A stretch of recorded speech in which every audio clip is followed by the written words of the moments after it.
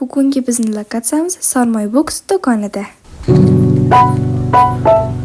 Bugungi kundagi muammo odamlar o'qishni bas qilgan, lekin o'zini rivojlantirmoqchi bo'lganlar uchun Sarmoy Books ayni kerakli joy. Nimaga deysizmi? Uni videoni oxirigacha ko'ring, bilib olasiz. Bu yerda o'zingiz xohlagan turdagi kitoblarni topsangiz bo'ladi. Men ham oldinlari kitob o'qishga umuman vaqt topa olmasdim. Lekin Sarmoy Booksni ko'rgach, har kuni kamida 10 sahifa o'qiydigan bo'ldim. Har yili o'ziga bilim sarmoya qilgan odamlar 3 barobar ko'proq muvaffaqiyatga erishadi. Siz ham shular qatorida bo'lishni xohlaysizmi? Bu yo'lda sizga yordam beradi.